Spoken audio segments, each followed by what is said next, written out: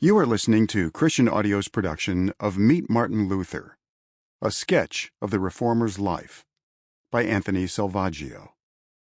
This book is read by George W. Sarris. This audio recording was produced in 2017 by Christian Audio, which owns the copyright. No portion of this recording may be reproduced for any reason without prior written consent from Christian Audio. This edition issued by contractual arrangement with Reformation Heritage Books. Originally published in English as Meet Martin Luther, copyright 2017, by Anthony Selvaggio.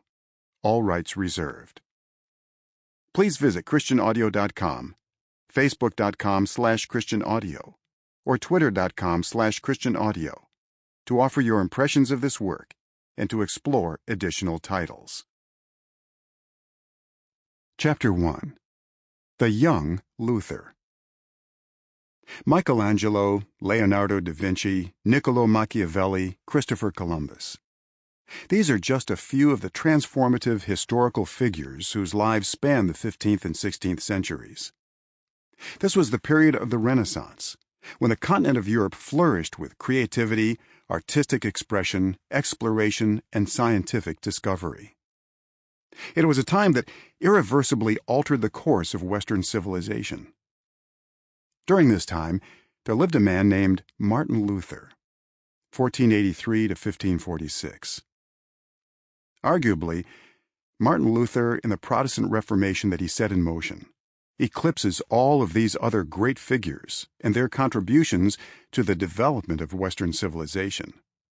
It is not an exaggeration to declare that he changed the world. The ripple effects of his significance continue to be felt and experienced by the Western world to this day. Even after nearly 500 years, Martin Luther is still relevant, particularly to every Christian who refers to himself or herself as a Protestant. Clearly, such an influential person is worthy of study simply because of his historical and theological significance. But this is not the only reason to study the life of Luther. As with the lives of biblical figures like Hosea and Jonah, Luther's life provides us not only with historical fact, but also with theological truth. It is a story of the gospel itself, in that it not only presents us with dates, facts, and fascinating events, but also provides us with an object lesson of faith, grace, and the forgiveness that can be found only in Jesus Christ. This is what makes Luther's life so worthy of our time and attention. It points us to Jesus and the enduring power of his death and resurrection. The Mansfeld years, the son of Hans and Margaret Luther. Martin Luther was born on November 10, 1483, to Hans and Margaret Luther. Martin chose to change his surname from Luther to Luther in 1517 because the latter was etymologically related to the Greek word for free or freedom.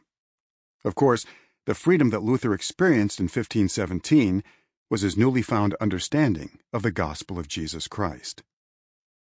On the day following Martin's birth, Hans and Margaret presented Martin for baptism. Parents did not delay baptizing their children in those times due to the high rate of infant mortality.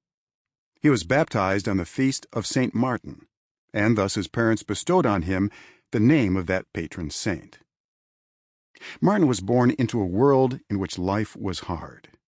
Death was ever present as plagues ravaged Europe. Most people were peasants, and very few had the privilege of education. Martin was fortunate enough to be born to parents who possessed both industry and family connections that opened the doors of educational opportunity to him. Luther's father, Hans, was not from a noble or rich family. This meant he could not rely on inheriting wealth or land. Instead, he had to seek his own fortune in the world. He saw promise in the copper industry and thus moved his family to Mansfeld, a region of Germany known for its flourishing copper mines. Mansfeld was Martin's home during his early childhood, and he remained there until 1497.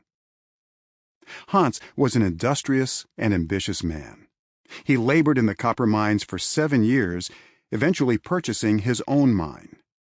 He subsequently acquired Sample complete. Ready to continue?